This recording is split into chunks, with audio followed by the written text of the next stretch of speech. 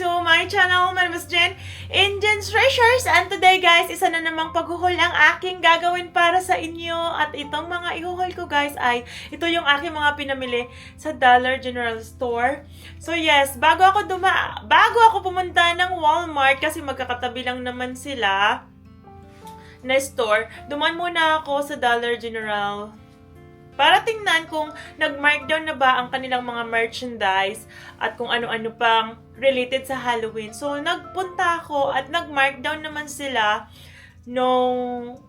nag-markdown naman sila ng 25% off lang. Hindi ko alam kung bakit sila ganun kababa, ay ganun pa rin nila minarkdown. Kasi yung ibang store naman ay, nung pumunta ako, medyo ilang araw na din, 25 pa rin yung nila, 25% pa rin off yung minarkdown ng kanilang mga merchandise or mga chocolates or whatsoever na related sa Halloween. Samantala yung iba nag 50% agad kinabukasan like Walmart, and then yung ibang nakikita ko sa TikTok, nakita ko may agad-agad nung araw na yun na pumunta ako, parang mga ilang araw na din yun, 27% off na yung minarkdown ng kanilang mga items ng pang-Halloween. Pero sa kanila, hindi pa nila minarkdown ng ganong kababa. But anyway, okay lang yan kasi meron naman akong nabili at iba-iba naman yung ng company, siguro yung mga rules ng company nila. So, ayan. Hindi naman nila kasalanan yun. So, meron pa rin naman tayong nabili. At ito ang aking ipapakita sa inyo, guys, na aking mga pinamili. At kung gusto nyo makita kung ano ba ang klaseng mga chocolate ang binibenta sa Dollar General, so, ito ang aking mga haul. So, umpisahan na natin. Pero bago ako, syempre, mag-umpisa pala, bago ko makalimutan, I'm so sorry, gusto ko magpasalamat sa lahat ng aking mga nagbo-view sa akin, mga nagsusubscribe, nagla-like, nagko-comment, at lahat-lahat na nasumusuporta sa aking channel. Maraming salamat po sa inyo. At yung mga bumabalik, at syempre yung mga bago, welcome sa aking channel. Maraming salamat po sa inyong lahat. At kung saang sulok man kayo naaabot ng aking video, at sana po ay napapanood nyo ako ngayon, gusto ko sanang sabihin na maraming salamat at sana ay safe at happy lang kayong lahat. So ayan guys, mag-umpisa na. So ayan guys, mag-umpisa na tayo sa ating haul. So ito naman, aking mga ihuhul, hindi naman siya marami katulad nung binili ko ng 50% sa Walmart na aking haul. So ito lang, konti lang to guys. At kung gusto nyo pala makita yung paano ko to pinamili, meron akong video na in-upload about sa Dollar General 3 na Halloween hunting. Chocolate and candy hunting after Halloween. Yun yata yung yung pamagat, yung title ng aking video na yun. So, tingnan nyo na lang kung interested kayong manood.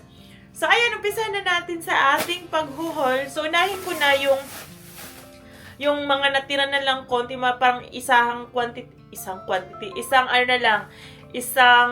piraso na lang na natira doon sa store na kinuha ko na. So, ito yung mga bag pala guys. Ito muna. Meron akong 3 bag, ganyan. Ayan, meron akong 3 bag dito. Ayan, 3 bag. So, ito ang ating uunahin. Ito yung una. Ay, meron akong sorry, nagbuburp ako.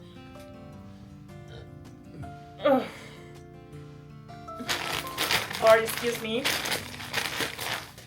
So, meron akong 30 minis na quantity ng chocolate. This one is Musketeers, Milky Way, Twix, and Snickers, guys. So, ayan, 30 mini siya. Yung laman. And then, the second one is, ito lang din yung natira sa store, kaya kinuha ko na.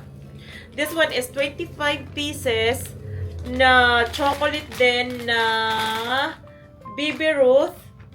Hindi ko alam, guys. Yung Baby Ruth, hindi ko siya natikman. And then, hindi ko pa siya natikman. Tapos, meron tayong 100 grand. Ito yung Baby Ruth, itsura. Hindi ko pa to natikman. Yung 100 grand, hindi ko rin siya natikman pa. And then, Crunch. I think Crunch natikman ko na. And, of course, the Butterfingers. Natikman ko na tong dalawa. So, ayan. Meron tayong 25 pieces. At, sunod sa another plastic, meron tayong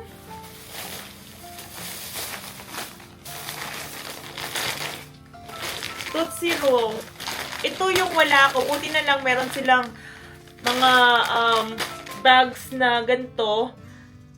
I think Walmart meron din, kaya lang naubusan na ako.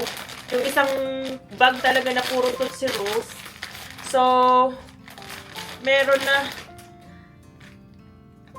akong 4. 1, 2, 3, ay 5 pala. Sorry naman, hindi ako marunong magbilang. Charot. 4, and then 5. So, ito yung, malalaki siyang Tootsie Roll. Kasi meron siyang, meron itong mas maliliit, yung parang pabilog na maliliit lang. Ito malalapad eh. Ayan o, parang malalapad siya, guys. Ayan. So, I have 5 pieces of that. So, kung nakikita nyo sa video, ito na lang yung mga natira. Kinuha ko na lahat. So, meron naman doon meron naman doon parang ng manager ko, tinuro sa akin, sabi sa akin, meron pa yun sa taas. Gumanon siya sa akin. Tapos, nung tiningnan ko, naman siya, yung parang child's play na maraming, na iba't ibang klase, yung quantity, may lollipops, ganun. Yung binili kong tag 50% sa Walmart, yun yung nasa taas na yun. Kaya lang, hindi naman sila 50% off, kaya hindi ako bumili kasi meron naman ako nabili sa Walmart na ganun, ka-quantity, tapos, ganun karami, yung quantity, ganun karami yung loob, tapos mas mura yung sa Walmart kasi nabili ko nga siya ng 50% off. So, hindi na ako bumili nun. Ang binili ko na lang, itong maramihan na puro Tootsie Rolls ang laman. So, I have 5 on that. Tapos, ito ang ating last na bag. So, ayan guys, diba, ang sabi ko sa inyo, mabilisan lang kasi hindi naman siya marami. So, this one, I have here the peanut butter cups. Ito, bago to.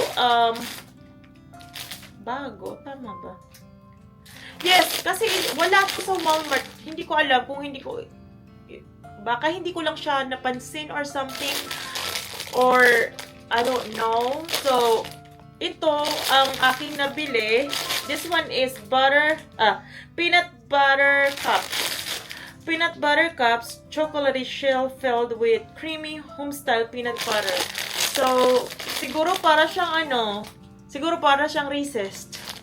So, okay lang kasi wala ako masyadong Reese's eh.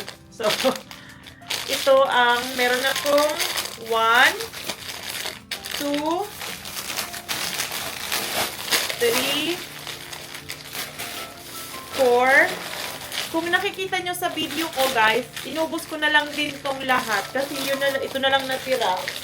So, 4 lang yung nabili ko. Sana marami kasi alam nyo guys, mas mura to. Parang under $1 ko na lang siya nabili. O diba, kung marami siya, edi sana nabili ko na lang. Kasi malapit na rin yung piyesta sa amin. Pwede siyang pwede siyang dessert. Tapos, ang last natin sa bag, 4 na piraso ay quantity. Variety. Ano ba yan? Nawawala ako. Variety ng chocolate na 22 pieces na variety na chocolate na KitKat, Almond Joy, Yorks, and Rolo. Ayan.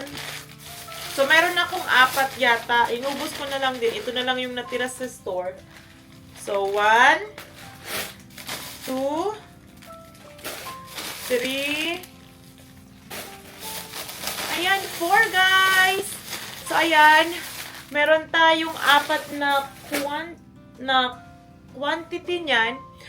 Meron pa rin naman doon mga natira guys, yung mga Haribo, mga gummy bears na meron pa akong mga nakita doon na pwede mga more on candy na, hindi na siya chocolate. So, meron mga Pips, meron ding ano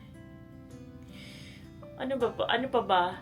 Mga Haribo Pips, mga Nerds, parang mga ganong klaseng candy. So, hindi ko na yan kinuha kasi nga, ang inaano ko talaga is more chocolate. And, ayan guys, yun lang.